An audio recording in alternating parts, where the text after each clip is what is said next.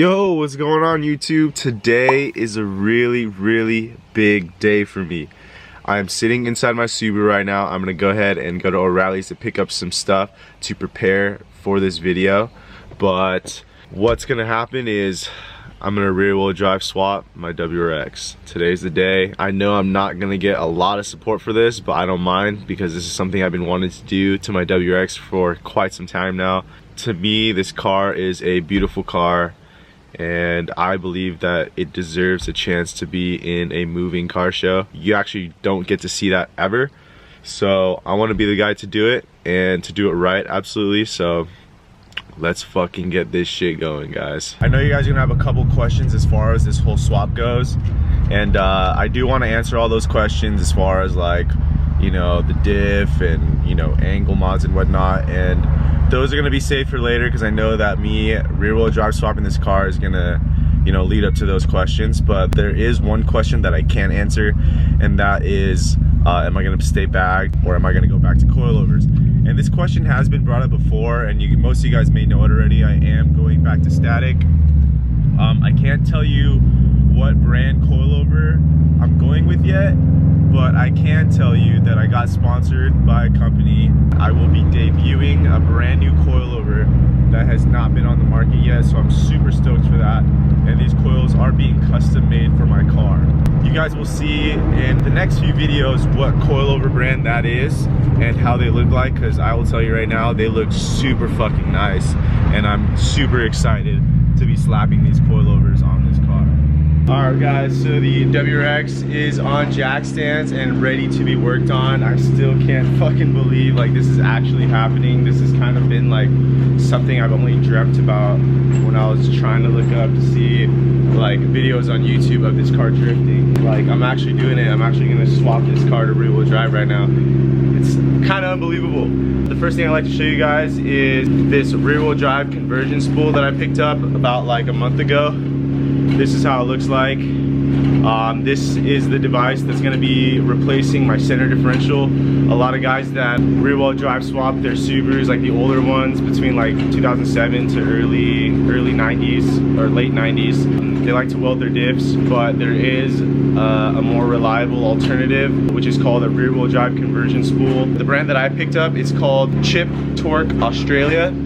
You can see it right here, and I believe there is a serial number for it too, for each one ever made. I'm not too sure. This thing is super beefy and will probably be able to handle a lot of abuse. I picked up this rear wheel drive conversion spool from a guy named Twan from the East Coast. Twan, if you're watching this, thank you so much for selling this to me.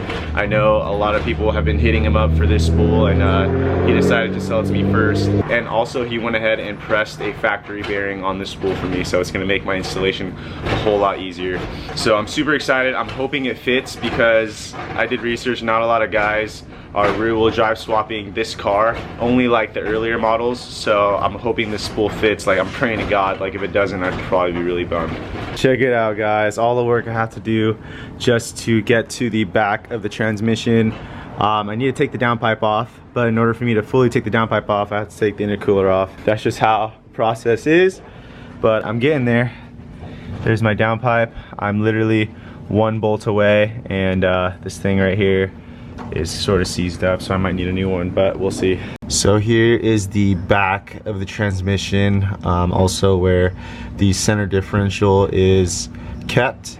I went ahead and took off the cross member here that holds the transmission up, and there's this little heat shield that covers the drive shaft. Took that off too.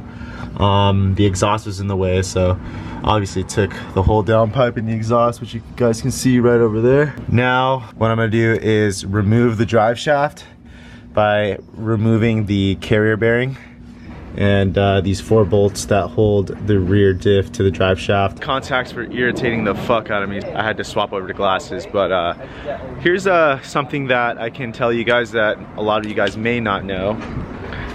The rear diff here on my WRX, I could tell you, compared to my 240 rear diff, that looks like a little bitch diff compared to my 240 one. And a quick little way you can tell if this diff is an R160 or an R180. I mean, obviously by looking at it and seeing how small it is, you could probably say, oh yeah, it's R160. But what they do is you can measure the distance between the two bottom bolts. If it's a 60mm difference, then it's a R160. If it's an 80mm difference, it's a R180.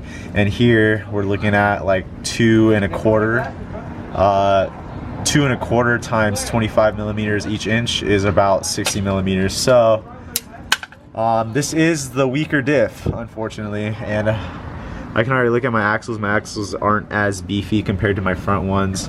My drive shaft, I'm looking at, it looks like it's a 2-piece, so there might be a weak point where the carrier bearing is. So yeah, I'm almost certain something's gonna break. Either the axles, the diff, or the drive shaft potentially can break, but it's all good. I'm still just gonna weld this diff and just fucking send it for now, and then when I figure out what the weak points are, I'll go ahead and swap it accordingly. I did do some research. I believe this rear subframe is either very similar or exactly the same as the BRZ rear subframe, because I can't get further into that. I don't really want to get in trouble for it, but I'm gonna go ahead, if something breaks, I might just go full on BRZ rear end, and hopefully that works. Check it out, here's the drive shaft. I believe this is a 2-piece drive shaft. This is the weak point that I was talking about. I really have no clue how many clutch kicks this little joint's gonna last, but whatever. Like I said, I'm just gonna send it, and whatever breaks first fucking breaks, but probably gonna end up having to do a 1-piece drive shaft swap in the future. Yeah. Good luck. Holy cow, guys, I'm fucking doing it, bro. It's happening.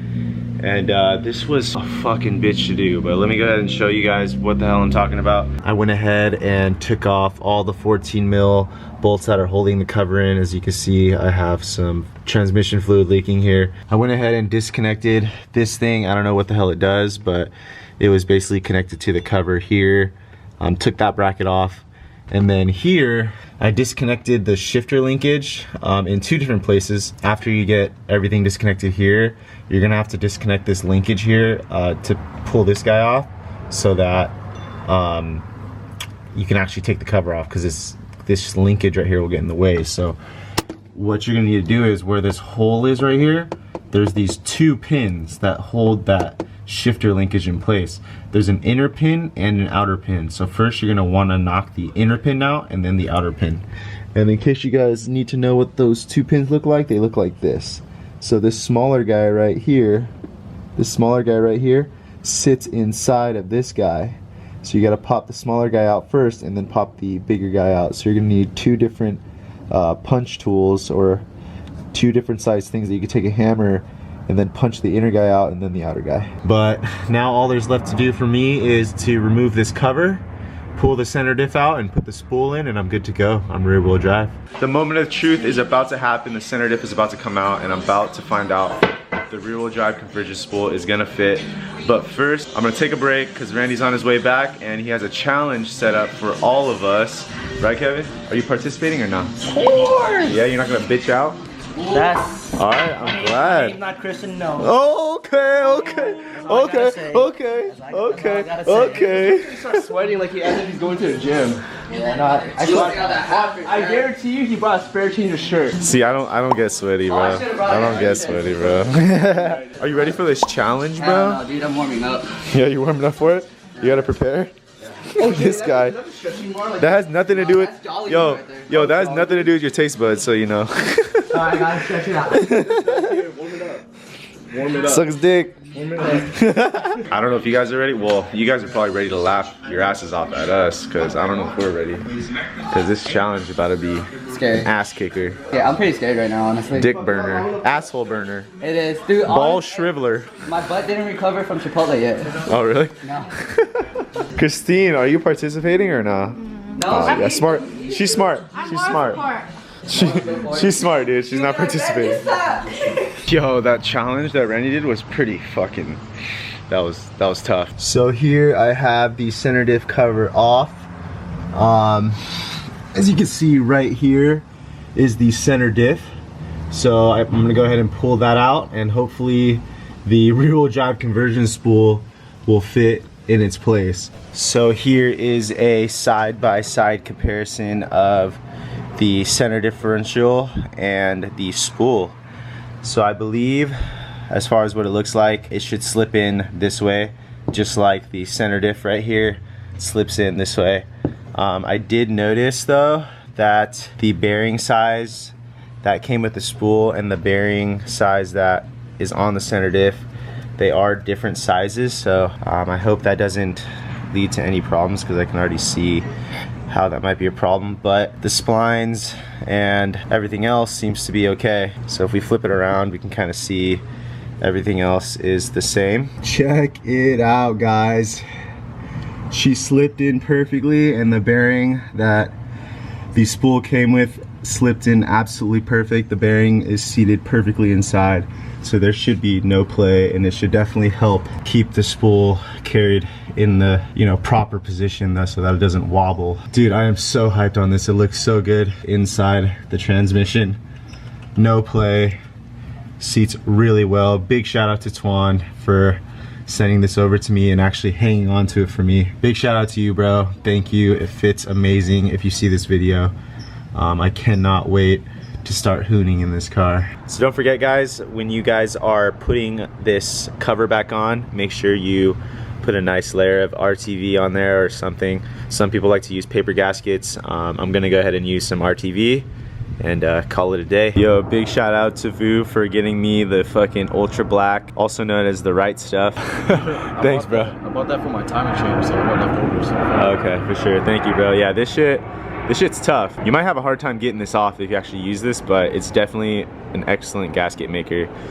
Definitely recommended for like valve covers or whatever, I don't know. But yeah, good shit. I can't really do anything else underneath the car until the RTV has cured for 24 hours, so I can't put anything back together under there until I've tighten the cover and then put the exhaust and drive shaft and all that stuff back on. So the next thing left to do is to take apart my front axles. So I'll go ahead and show you guys how to do that right now. Yo guys, it's getting late, but I'm almost done. I have the passenger side axle out, and yeah, it wasn't too bad to get out. What I'd recommend doing is disconnecting the tie rod first and then the strut, and then what you're going to want to do is you're going to pull the axle out from this side, because you can actually rotate the knuckle all the way this direction.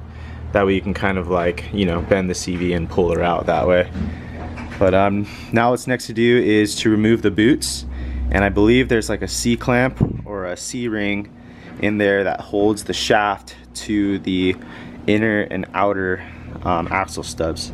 So once I disconnect those, then I'm going to use the outer axle stub to keep the hub on the knuckle intact and together, and then I'm going to use the inner axle stub and just leave it connected to the transmission or the front limited slip differential, preventing it from leaking any fluids.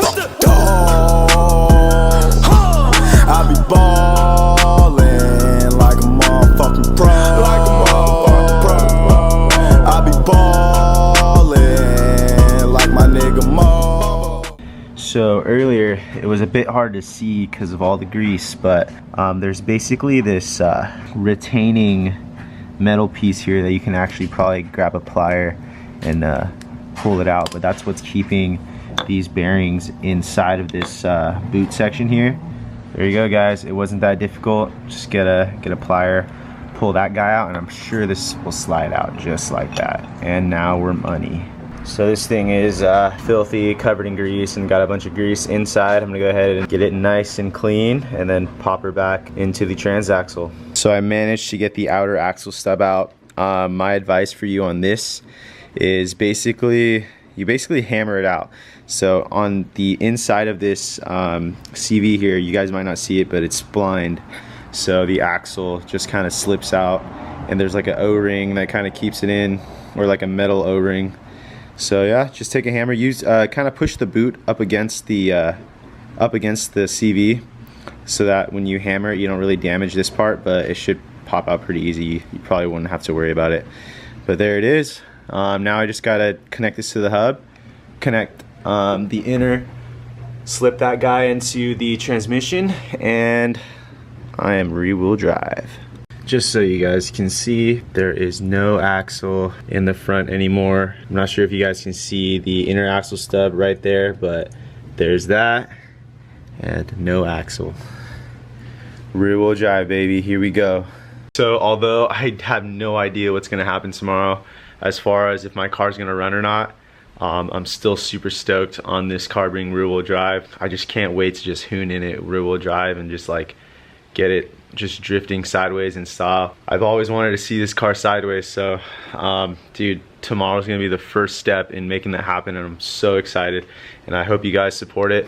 If not, it's cool, I totally understand, but thank you guys so much for watching anyways. I appreciate it. I'll catch you guys in the next vlog. Peace out.